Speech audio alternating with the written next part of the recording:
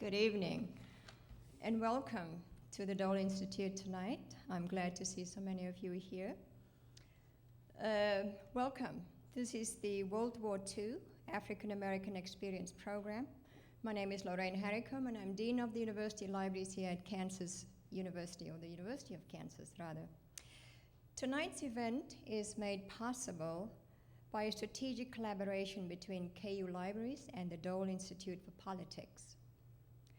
This is the first event in a new three-part series that includes an oral history project through the Kansas collection at the KU's Kenneth Spencer Research Library and an exhibition that will soon be on display right here in the Dole Institute. The project made possible thanks to a very generous funding by Dr. Sandra Gott, who's in the audience here with us tonight, of course, will document the experiences of African-American World War II veterans in Kansas and provide a unique glimpse into African-American history. The program, in fact, has been created in honor of Dr. Sandra Gott's father, Thaddeus Wayne, and all African-American World War II veterans. For this support and the years of generosity Sandra has shown to the libraries, the Dole Institute, and the entire university, we are extremely grateful. Thank you, Sandra. Please join me.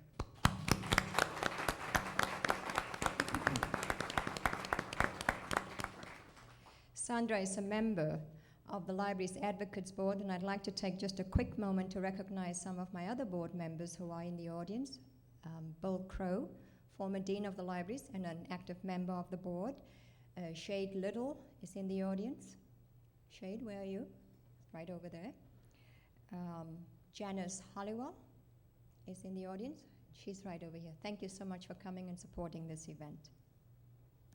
We are pleased to be joined tonight by author and historian Christopher Moore, and as he discusses his book, Fighting for America, Black Soldiers, the Unsung Heroes of World War II. Mr. Moore is a historian and special projects and exhibitions research coordinator for the New York Public Library's Schaumburg Collection Center for Research in Black Culture. He is also the author and co-author of several works, including The Black New Yorkers, 400 Years of African American History, Standing in the Need of Prayer, African American Prayer Traditions, Slavery in New York, and Santa and Pete, novel of Christmas past and present. Mr. Moore also wrote and co-produced the History Channel's award-winning series, The African Burial Ground, An American Discovery, and is featured in the Annenberg Media's teaching multicultural literature program, Langston Hughes and Christopher Moore, and the film New Jack City, Harlem Walking Tour with Christopher Moore. He's a consultant to the PBS show History Detectives. A former journalist and news editor for ABC Radio and National Black Network News, Mr. Moore broke the story of the unearthing of the African burial ground in Lower Manhattan for Fox News in 1991. He's a contributor to the New York Times, the USA Today, and the African American National Biography, and in 2008 he received the U.S. Congressional Black Caucus's Veteran Brain Trust Award. This evening, Mr. Moore will be interviewed by my colleague and collaborator on this particular series, Bill Lacey, director of the Dole Institute. Thank you again for joining us tonight.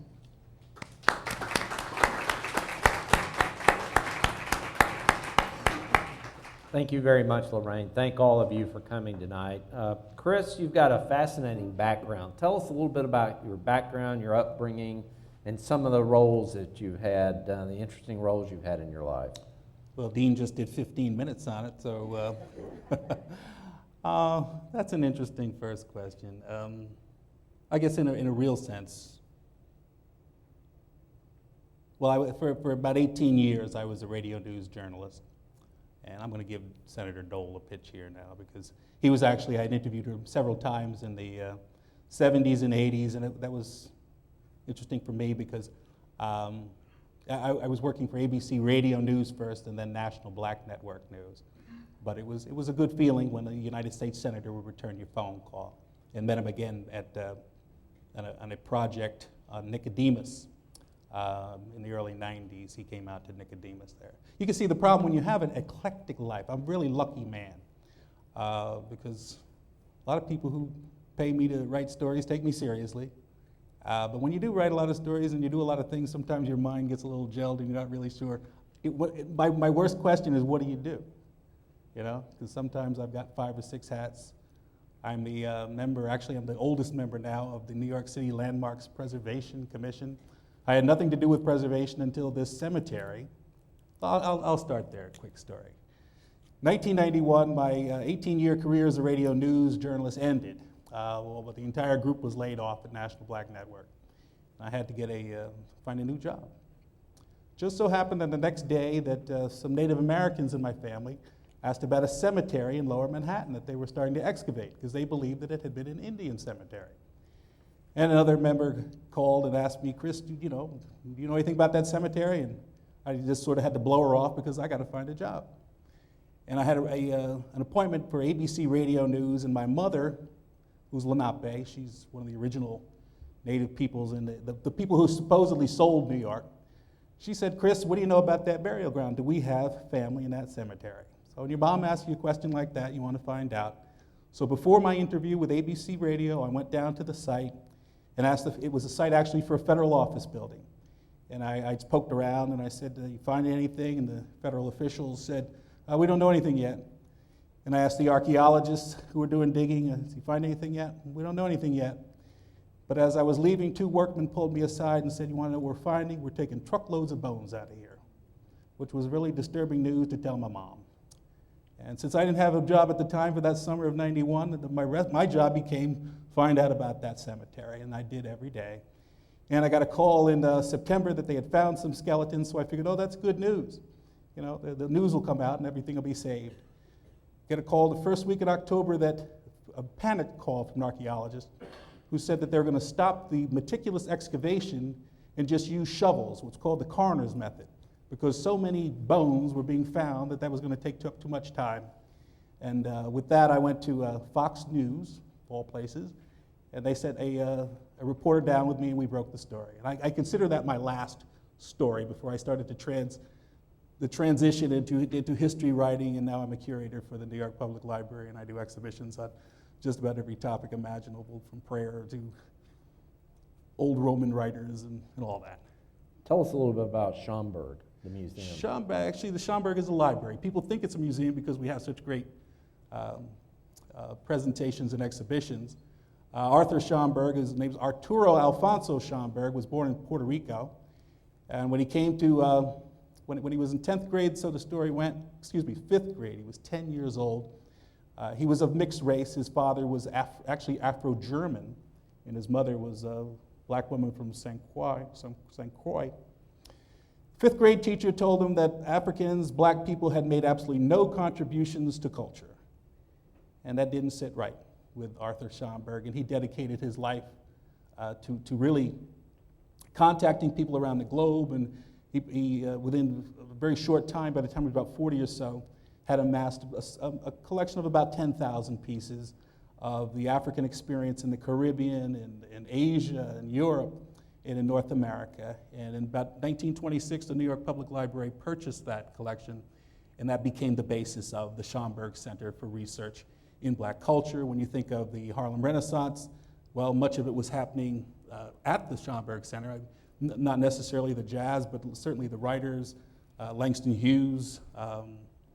You had part of this migration of people coming from the American South and the Caribbean. They're coming to all portions of the North, but many of them are locating in New York City.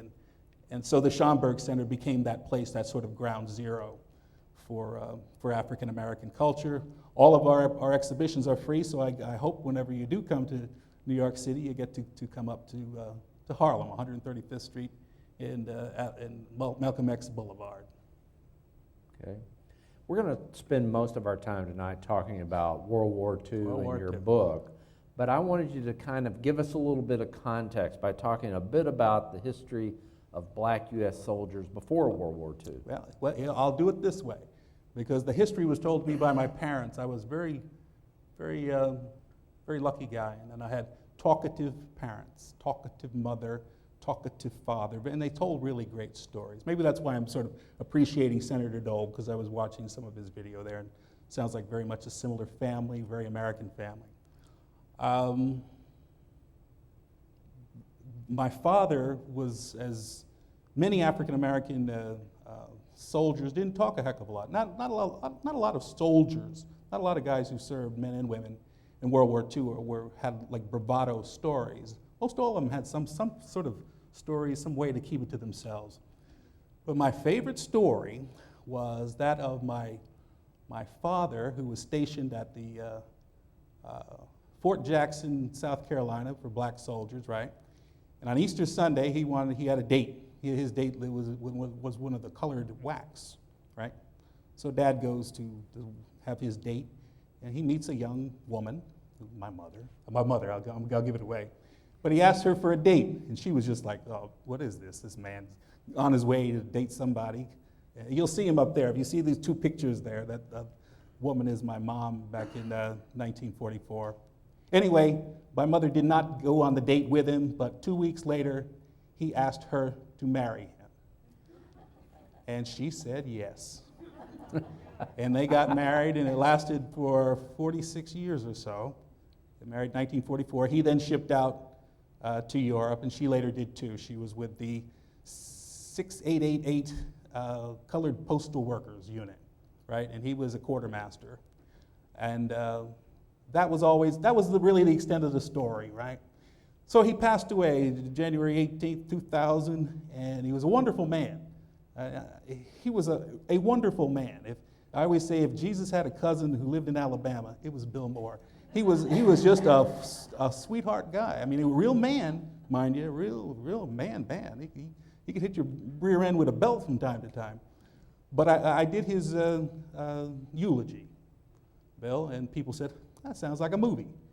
And I wrote a little story in a history magazine, and somebody picked it up and said, that should be a book. And I thought it was really just going to be a book about my mother and father, because they're interesting people. But at the Schomburg Center, one of our curators during World War II was so convinced that the story of black soldiers was going to be lost that he actually made a request. He put an advertisement in black newspapers around the country for letters from black soldiers, right? So the book that I was writing about my mom and dad became my mom and dad and black soldiers who were stationed in Alaska and who were stationed in Burma and in India and in Iraq and in North Africa, all around the world. So then started to write the book. I'll get to how the American history is involved in it.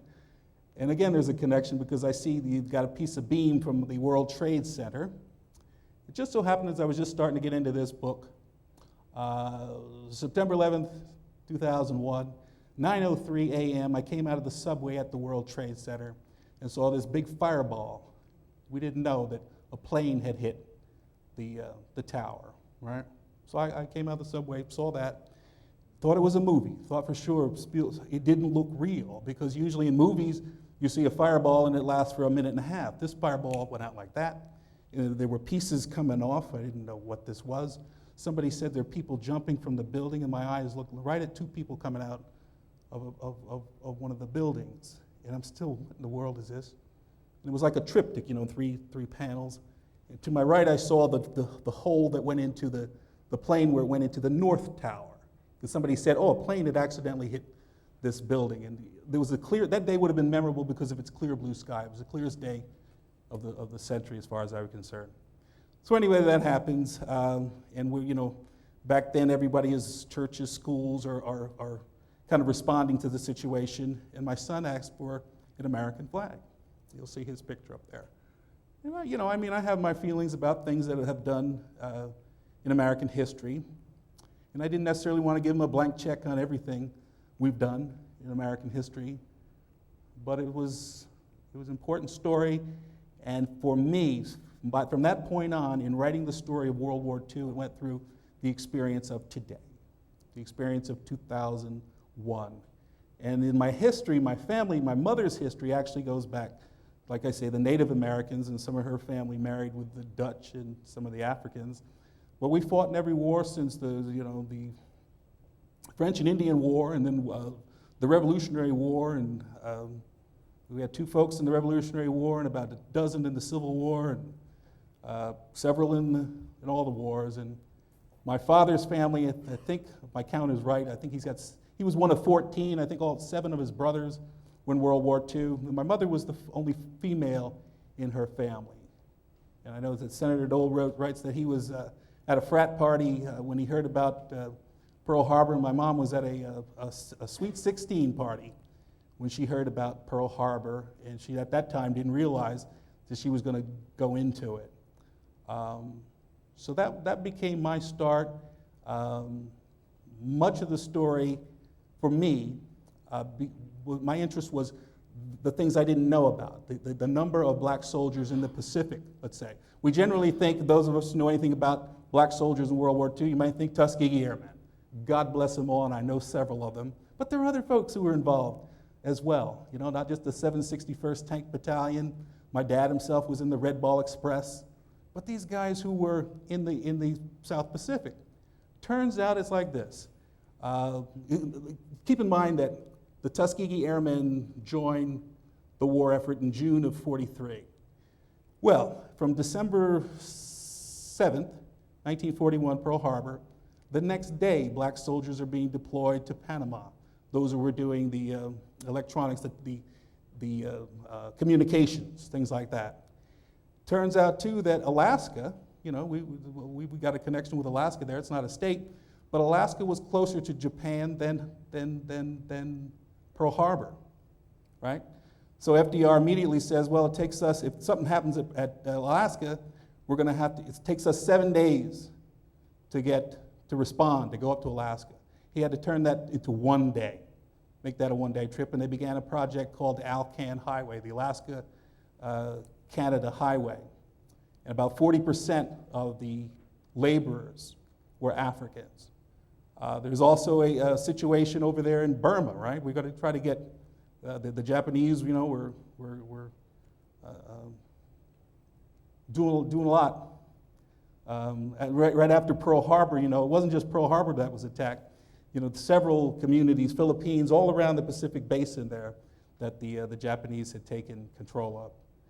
And within the context of the war, since it wasn't going to really be until the Normandy invasion that we really went into Europe, that the FDR and the military advisors decided we're going to have to do something with the Pacific campaign. And in many cases, when black soldiers were deployed, they weren't wanted. They were not wanted in Australia, right? And these are the first ships going out in January of 1942, 1 month after Pearl Harbor, where black soldiers were doing labor. Now we have to say, well, what's labor?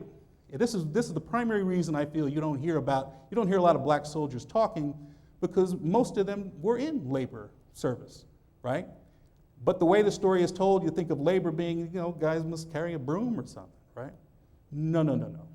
These fellas, the first ones who were sent out to the Pacific, because planes, remember, you can't just fly from Pearl Harbor to bomb Japan. It was sort of a hopscotch approach. On each little island out there in the South Sea and Pacific needed a base to be built. And so the first black soldiers, the construction battalions, we know CBs, construction battalions, but black soldiers were often the first soldiers who were sent to these small islands to clear the jungle, to make for roads, to clear the shoreline so that you could have a dock for support naval bases, and also then to create runways on these little islands. That was, you know, if you think of that as just sweeping and cleaning up, no, this was big work, and it was part of a major campaign. So at a time when people didn't even know, and most times they actually had to keep it secret, when the black soldiers, MacArthur allowed for black soldiers to be in Australia, he just said, you know, well, they shouldn't be near the towns, right? So what does that do? That allows you to have black labor, but it doesn't allow them to kind of have the little R&R. So you've got some black soldiers who are there 3-4 years without any R&R, rest in recuperation, is that R&R? So consequently, you've got black soldiers building this road or helping mightily to build the road, the Alcan Highway, the Lido Road, if you see an image up there with a road that's going like that, 60% of the soldiers, this is a 1,000-mile long road from Burma into China. In Iraq, this is a really lesser-known story, to support the Russians, right? The black soldiers are transporting airplanes, munitions, trucks through Iraq and Iran to the eastern side, or the eastern German, but into Russia, right? All I'm saying is that these are stories we don't know, all before the, God bless them, Tuskegee Airmen arrive. So this sense of where these letters, all the letters, many dozens, a couple hundred letters that we have at the Schomburg Center of their documentation of their war effort came into play, so that I then used that many of the letters in the book to tell that story. Meantime, I've got my own father there who, well, let me. There's many. You'll see also that. Why don't we know anything about that? I'll transform it to that. God bless what was the name of that movie? Great movie, Ryan's Saving Private Ryan. Wonderful movie. But when you know what happened, I mean, there were no blacks in that. I mean, in reality, the historic reality is that 1,800 blacks took place, participated in the assault on Utah and Omaha Beach on June 6, 1944. When you see those balloons, it's called the Barrage Balloon Brigade. These are entirely black soldiers. That's one of the iconic views of the Normandy shore, these giant balloons. Well, each one of those balloons had 4 to 6 African-American men attached to that. There are medics there as well. So that when we had an opportunity to make a film about it, and Lord knows, so many men were killed in the assault, but many of these black guys are bringing trucks aboard. Most of the ammunition carriers at Utah and Omaha were African-American men. John Ford, the Hollywood director, sat there. Now, he's there to record it for the Coast Guard. He's there with a camera. And he said, and I use this quote in the book, but he was there being protected, and he watched this black man going from the boat there, the Duck, the DUKW boat, back and forth with munitions, back and forth under heavy assault. I'll fast forward to the movie that was about Iwo Jima. That I love Clint Eastwood movies. It was a great movie about the Iwo Jima. Again, no black soldiers, but again, there's about 800 who are taking part as combat persons, but also the port. Anytime you're doing an invasion, you need the support. You're going to need a backup with that ammunition. And black soldiers may not have been allowed to carry guns, but they were allowed to carry everything else in the war. And primarily, the real story is their transportation of munitions under heavy fire. They're not categorized as combat, which is really what we want to hear when our soldiers, even black newspapers were, labor, where's our black soldiers? We want guys who shoot, but not realizing just how important the labor was. And not just for it. When I first put the book out, people whose parents, whose white father was part of a construction battalion, know the same story. If their dad or uncle or grandfather operated a bulldozer, well, that bulldozer with a construction battalion, before you get the movies like Midway and the Guadalcanal and the Battle of the Coral Sea, all these great movies that were made, but that's not going to happen without what the black soldiers did. So that became and actually because my dad was a diesel mechanic, a hard-working guy, I wanted to let people know about that part of the story for not only black soldiers, but white soldiers as well. In addition to your parents, who would you consider, let's talk about specific individuals, who would you consider kind of your African-American heroes from World War II? What are some of the most compelling stories? Most compelling stories, there are lots of them. I'm going to start with one gentleman. I never got his story. He was a fellow who's as old as my parents. My mom's still alive, she's 88. But a fellow who was with a anti-aircraft unit, and I reached him. I think he lived somewhere South Carolina. It was a Friday afternoon. I was so glad to reach him because I'd heard about his unit and what they had done during the war. I said, I'll call you back Monday, and he passed away on Saturday. So, I mean, in a way, he spurred me on. This project actually the book came out in 2005. I worked on it every day for 5 years. But actually, back when I was in radio, I actually did for the 40th anniversary of the Normandy invasion, I did a radio project. So there's like 20 years working here. But I could see that if you're going to do anything with that generation, with the World War II generation, you do it now, because they're not lasting, and they all have great stories. I'd say everybody I use in that book that I spoke to is a hero. One fellow in particular, there's you see a little slide up there for, I think it's the Battlefield. It was a movie that used Sound Off. You know that song, Sound Off, 1, 2. It was written by a black private named Willie Duckworth, right? His commanding officer is the co-copyright owner of it, right? It did very well. I did songs it became the background in movies. And Willie, I was told, had Alzheimer's, right? It was real hard to reach him, but I got him. He's somewhere in Georgia. And Willie knew the Sound Off, 1, 2, and your mother was home when you left, you're right.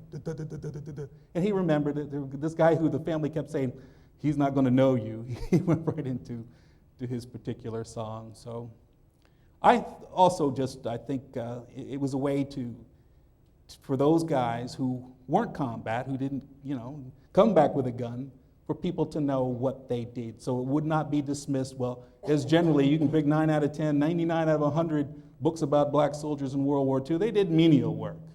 So what does that mean to us? I have nothing wrong with sweeping up and whatnot, but these guys did work that was valuable. And also part of that story where so many countries, we don't share this too often, but so many countries, 30 countries, did not want black soldiers. 30 allied countries did not want black soldiers to serve. So in Roosevelt, this was not working for him, so he had his people wherever, even in Iceland, which is interesting, because Iceland had like a whites-only policy until 1960 or so. And some people said, well, there were no black soldiers. Yes, there were. They made sure they just didn't come out and go to the restaurants and whatnot. But they weren't wanted in Australia. In 1942, they had a whites-only policy, which meant actually whites, meaning they didn't want any dark Europeans. They changed that. But in Alaska, the general didn't want the black soldiers working on that leg of the. In Canada, did not want. Black soldiers working on that. So it's sort of, I call it insanity in terms of, you want to win the war, you use your best people, but it just doesn't even make sense to me, but the idea that that's the way much of the war was fought. Which leaders would you point out made it easier and which made it more difficult for African American soldiers during the war? Well, I'm an FDR fan, only because, well, first of all, the dumbest thing I ever did was to write a book about World War II.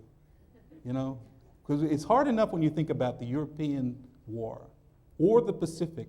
These things are going on together. And the idea that the start at Pearl Harbor was a horrible start, but by February of '42, FDR was actually putting a post-war program together. He's got people thinking, how we're going to, after we win this thing, what are we going to do? So talk about a little foresight there. FDR, Eleanor wrote, the whole story of the Tuskegee Airmen is because Eleanor pushed them. Eleanor had gone to Tuskegee, and she'd actually seen. Matter of fact, I use a picture in the book, which is not a real picture. Eleanor Roosevelt's in one of the planes, one of the trial planes with a black pilot. And it didn't really go up. They said that she went up, but if you see the larger picture, she's actually just did a studio there. But she went back and said, you got to do something with this. So I'm not saying that she's entirely, you're going to give Mrs. Roosevelt, but there was always that sense, and it's coming primarily from the president. Even there was a point where they didn't want, actually some of the British didn't want black soldiers in Great Britain. But FDR said, yeah, you're gonna have. I still am sort of boggled by the mind that when you want to win a war, you need to win a war. You use everyone, but this race thing is just so malignant in terms of decision making that they would take that chance with us. Mm-hmm. There were a number of African Americans who became kind of very well known in the United States after the war, but tell some of their stories, people that some of the audience may have heard of. Even though I got to go back to Mr. Dole, because it's interesting that this war in Italy, which Spike Lee did a movie a couple of years ago. There's more to be done about that particular war, and I'll use Senator Dole as an example because he's almost loses his life on April 14th of 1945. That's real close to the end of the war. The reason that the United States got specifically involved in the Italian campaign from June of 43 is because Winston Churchill caused Italy the soft underbelly of the German campaign. It was anything but. Hitler had lined up what's called the Gothic Line. He'd already expanded his sense of Germany down into take about half of Italy. Italy is going to surrender. Italy's going to surrender in, I think it's in June of 44, something like that. They surrender early on. But they've got these railroad guns. You know what a railroad gun is? Up in the mountains in northern Italy, and they are just raining hell on the soldiers to the south. That's also, and I say Senator Dole because he was part of the mountain division, right? And he's going to get hurt very badly in there because in this Gothic line, the Germans it was 120 miles wide, with not just these railroad guns, which were up in the mountains, but just machine guns all through there, and they were just killing people. Only reason I got interested, it actually delayed my book by a year because we had a docent at the Schomburg Center, a man who had served in what's called the 92nd Division, the all-black division in World War II. And he cried to tell me about the loss of men in his unit, right? Because of this barrage. They really didn't, there are German generals after the war who questioned what were the United, other than the fact that sort of, I don't want to use the word, let me just put it that way. German generals after World War II questioned the U.S. presence in Italy because they really couldn't do anything against these big old railroad guns. These guns are so big that they're actually, hurling projectiles 80 miles. And they're so big that when in the groups like that Senator Dole would have been in the anti-tank, to get to these railroad guns, a railroad gun is like 60 feet long, right? And they're hidden behind iron doors. So they'd come out and boom, to just blast away and then go back. This is a good movie. I think Clint actually was in a movie like this in the 70s that mentioned these railroad guns. But and actually one of the black units destroyed the railroad gun.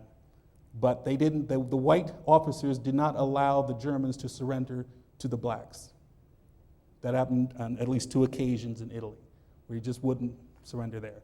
I don't know if you remember Senator Daniel Inouye. Senator Daniel Inouye was a member of the Japanese Nisei, who fought in Italy. That was the real rainbow division of World War II. There were Palestinians, there were Jews, there were Hindus. There was this real rainbow coalition. Senator Dole at the 1996 GOP convention, mentions them really, heralds them for the work that they did. Inouye was also severely injured, and he said at one point he got 17 transfusions, and he noticed the name of some guy named Jackson or whatnot, and it had, AA, African-American blood, which they allowed whites, if they didn't want the black blood, but in those conditions, Inouye said he proudly took it. So you've got Senator Dole, who's part of that Italian campaign, Inouye, and a fellow by the name of Ed Brooke, who you're all young enough. You probably don't remember Senator Ed Brooke, but Ed Brooke was also part of the 92nd Division. Also massively, not just the major names, but in part of our, for those of you who weren't in our meal discussion, we started this discussion a little bit earlier, but the temperament, the attitude of African Americans who fought in World War II and were successful I mean, the point is it was a double V campaign. It was victory at home and victory against the Nazism abroad. And the whole sense of Nazi, the whole Nazi mentality was based on, racial inferiority, and they took it to the extreme with the extermination of 6 million Jews because of their sense of Jews being inferior.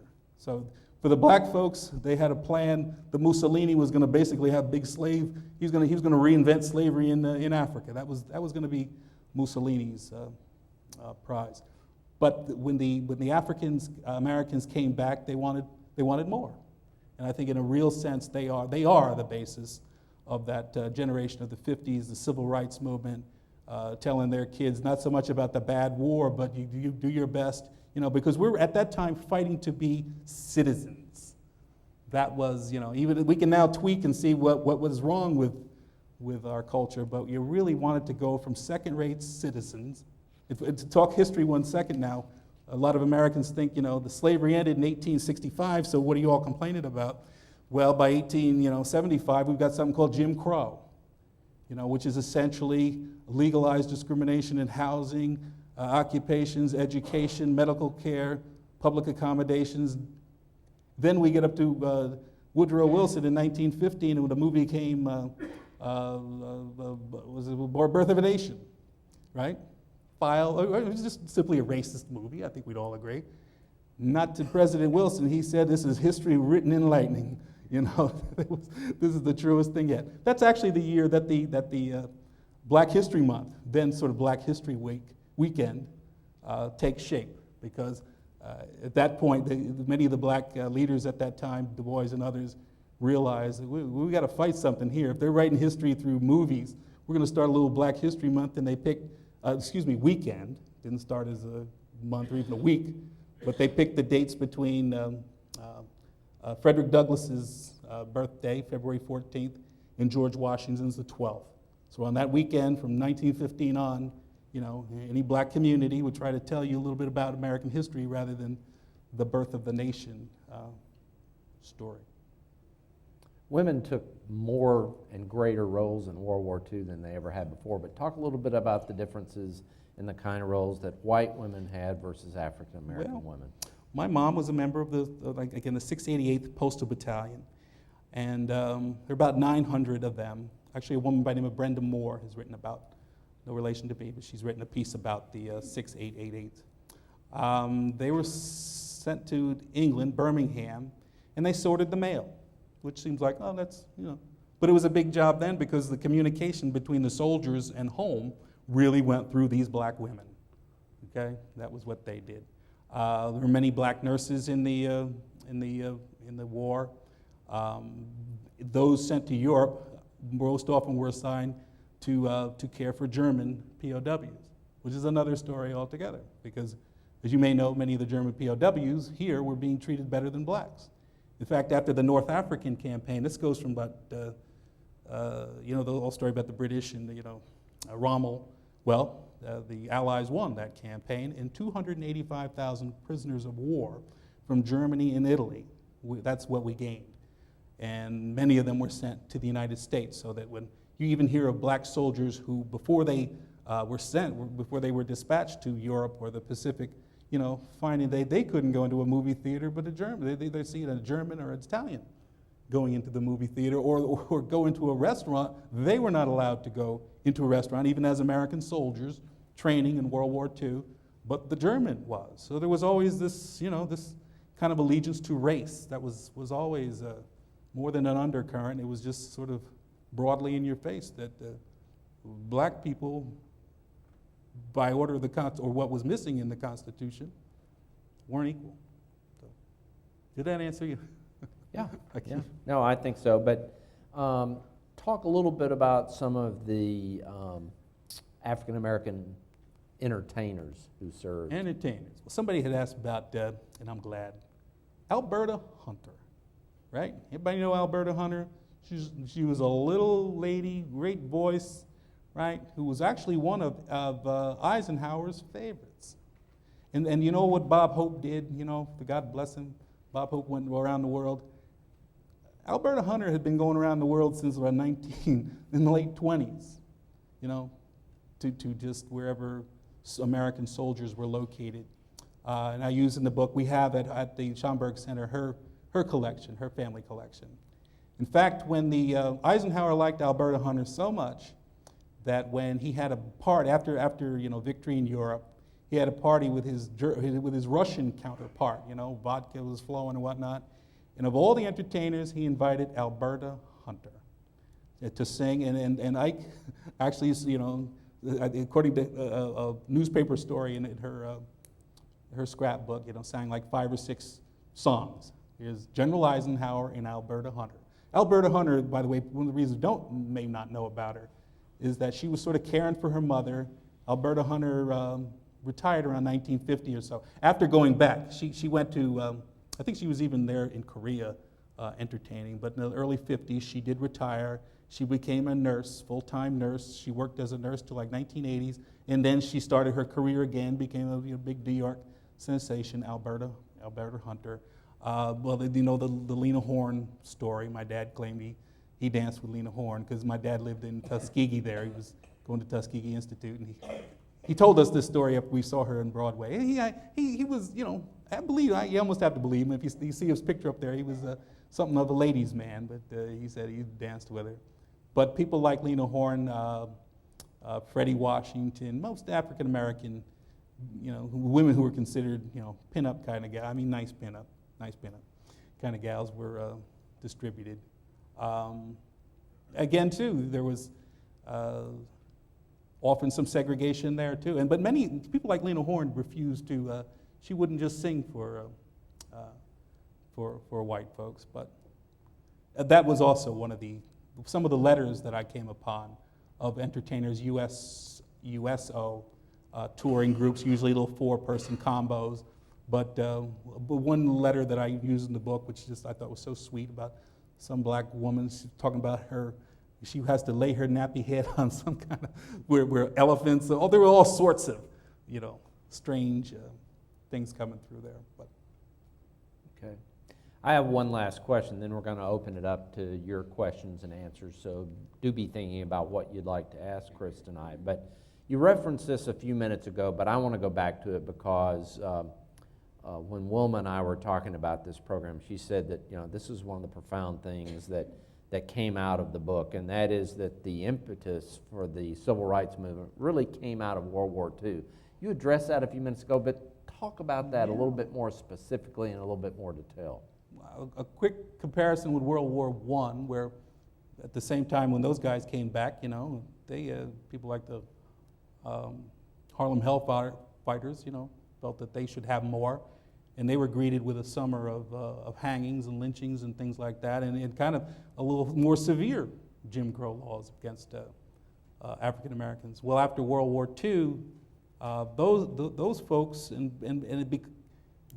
became a little better organized. They were better organized, and they had a very strong sense of, even though there were still many of them when they got off the ships, they had become quick friends with their white counterparts on the boat back. But when the boat docked, we go back in white line, go back in black line. My own parents, both of them veterans in northern New Jersey, and this wasn't just American South. My parents, they were not allowed to bring my oldest sister, who was a baby then, in New Jersey. They weren't. So with organizations like the NAACP, the National Urban League, people who became a little more aware and became more organized. There was a question too about Emmett Till. Even though there was organization, this fella Emmett Till, who was, I forget how old, 12, 14 years old, went to Mississippi and supposedly whistled at a white woman, and they castrated and lynched him, and his body was found in the river. And he was identified because he had the ring of his father, who was a World War II. His father had come to a bad end, and actually they brought this up in the trial. His father was executed in Italy for alleged rape of a white woman, but Emmett's got his ring on there. In a real sense, his picture, and I think about a hero, not a war-related hero, but that his mother allowed his picture to be released. the boy has been bloated, and if you've never seen that picture. But I remember seeing it about 4 or 5 years of age, and it's one of those pictures that just sort of came with you. I mean, there are lots of connections in the civil rights movement, Dr. King, and lots of activities, but there was really nothing more powerful than this young man. And I think for that generation, a generation who had been through World War II, they weren't going to take it anymore. So, a year or two later, you get a woman named Rosa Parks, she asked her to sit down, and it's like they're seeing it all repeat, the stuff that happened to their parents and things that happened to them before World War II. And you just see that it's coming to an end, and in terms of the strategy of how to end it. You got people like Ralph Bunche, who to me was the greatest strategist, one of the great strategists of the civil rights era. So I think it just comes to a point where, men and women decided that they were Americans. And this also goes historically back to Frederick Douglass, that African Americans have always worked within the system. They believe strong as anybody that the Constitution was right and one of the finest documents ever written. It just wasn't being enacted correctly. So you go through that period of the civil rights movement where all of these things are kind of converging, things that happened during the war, things that happened 100 years ago, things that happened with Jim Crow, things that were happening there. Matter of fact, I consider that I learned how to read. My father's family lived in Alabama, and we would travel south, and I was about the reading age, and I learned to read because we couldn't stay in any of the hotels that said, for whites only. I remember that was sort of my first recognition of reading, for whites only, for colored. So you had a new generation that was learning also, again, the strategy. It wasn't, people weren't just throwing bricks and whatnot, but they're understanding, we bring in the aspect of the political action, that people can actually vote. And two, I think many of the, I was saying earlier in our dinner that sports is no small topic when it comes to the connection between blacks and whites, and much of the interaction between the black athletes and the white athletes who wanted to play the best. They didn't want to kind of hide behind I'm not going to play that black guy. But guys like DiMaggio and Ted Williams, give me your best. It appealed to that. And so by the time you get, most of the sports are kind of integrated by the 50s, and white Americans are beginning to see more of African Americans. And the media, as much as we criticize the media, for things that weren't covered really in the 30s and 40s, but when all of a sudden now, we had the brutality against African Americans, which existed for a long time in the American South, was now being televised. People had dogs being set upon themselves, and it was on TV. People had, hoses being turned on them, and now it was on TV, and there was an awareness, that we had never seen before. And I think television has the technology had a lot to do with that. Okay. We're going to open it up to your questions and answers now. Jen has a cordless microphone. If you have a question, raise your hand, and she'll come around, and we'll get as many in as we can. Hi there. I'm wondering if the draft was colorblind and how things had changed in the military by Korea. Combat experiences, for instance. Colorblind in terms of what's the word? Ratio. What is that? I'm seeing the word Quota. Quota. There was a quota on the number of blacks. I mean, my father, was one of those guys. My mother just signed up, but my father was drafted. They did have it was like 10% or so, 9.5%, some real finite number about the number of blacks would be there. Except at the end of the war, where actually sometimes the count goes down for black soldiers because you really couldn't get like a veterans benefits unless you'd been in there for a certain amount of time. So guys who came in in April of 45, there's a higher ratio of blacks coming into who never got veterans benefits. But yeah, I mean I could give you historically how George Washington didn't want black soldiers until December of '76 or so when the war was going on. But black soldiers that actually, you know, they'd fought in the Revolution and the War of 1812, Civil War, Spanish-American War. It was really, although there's still the draft for black soldiers in World War I, the limitations for combat, Wilson was adamant he didn't want the black guys carrying guns, so that black soldiers who carried a gun, if you are not aware of this, during World War I actually fought under the French flag. English didn't want the black soldiers with guns either. But the French, again, France willingly took the about 40,000 combat soldiers who were known as the Harlem Hellfighters, 369th, which actually, before they were shipped out in January 1917, they had a rainbow. They called it a rainbow parade in New York, but they didn't allow the black soldiers because they said black is not a color of the rainbow. So that's really where the use of black soldiers almost solely for labor happens in World War I. Before that, they'd been used, but it's not again until World War II that you begin to see the combat soldiers. Okay. Yes. Quick, we're not more than an hour's drive from Independence, Missouri, and a senator who was led an investigative committee during World War II, had been an officer in World War I, and who in 1948 desegregated the armed forces.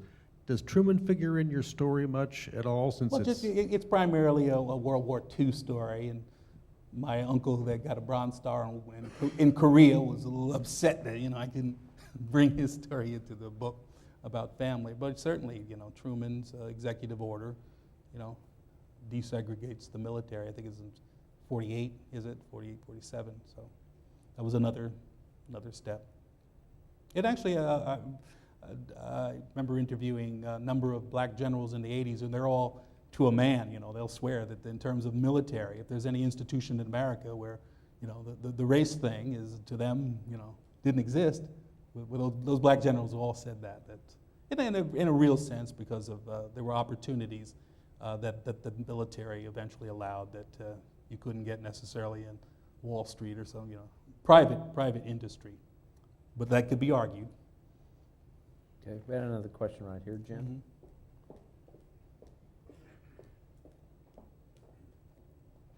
Yes, did your research reveal any notable involvement of the blacks liberating the concentration camps? Blacks liberated, let me tell you a quick story about that. Because after my dad did he was primarily a truck driver in the quartermaster unit, he was, Red Ball Express, they took like 6,000 black soldiers because Patton had actually run the ammunition, so they had to go bring in supplies and whatnot. And the quartermasters also were pivotal in the Battle of the Bulge. But at the end of the war, as the war was wrapping up, my dad was part of the transportation of, and other blacks, I didn't just mean my daddy, but they transported American POWs out of camps, German POWs out of camps, and the Jews out of their camps. My dad went to 4 camps. The last one he remembered was going from, I think, Czechoslovakia to Italy. Now here was a man, he told me, the aftermath of a lynching when he was about 14 or 15 near his home in Alabama. But his remarks about what he saw at those camps, where he was unbelievable to him. It was just so, that was his sense. And matter of fact, he even cried, or said he felt bad when he was ordered to mistreat German POWs. To fill up the trucks, he would have to, if they packed them in, his captain would order him, Bill, you go forward, a little bit and hit your brake, and he said he would hear, he heard some guy's jawbone or something break. But he was really upset. He was that kind of man. He felt bad about transporting Germans, but the Jewish experience, the experience there was very powerful to him. After that, matter of fact, he goes to his little lighter story, but I'm sure that his experience at those at the camps, especially the Jewish camps, he almost went AWOL to see my mother. He found out my mother was in Rouen, France. And so he went, this is a year after they got married. So I didn't ask him specifically, did it have anything to do with how you were feeling after those Holocaust camps? But he made it and had his 1 year anniversary with my mom in Rouen and got back. He was also a big talker. I mean, this guy could talk his way out of anything. He was a barber for the white guys.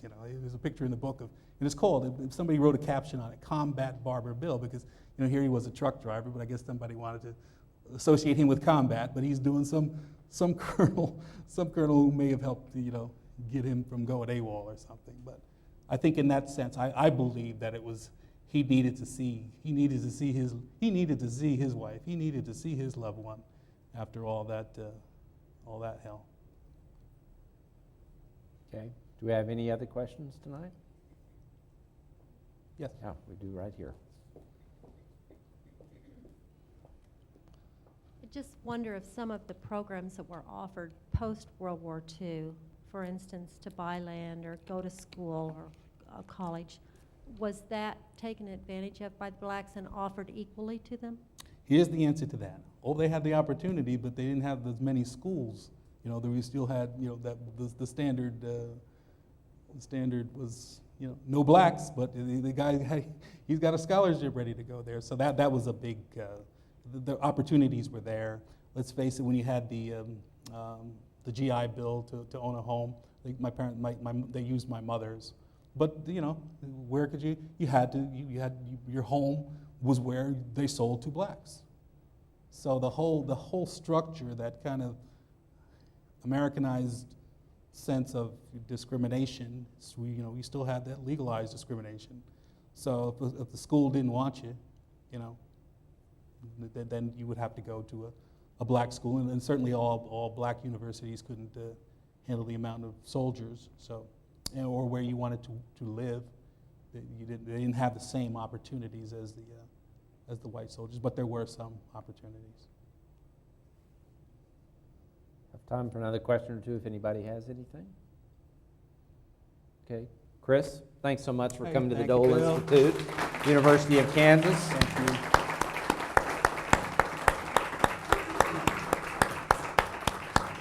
We really appreciate your helping us kick off this series, Thank you very and much. delighted to have you here. And thanks to all of you for coming out tonight. And don't forget that Sunday afternoon at 2:30 we'll be hosting Bob Woodward. So come and make that if you can. Thank you all very much.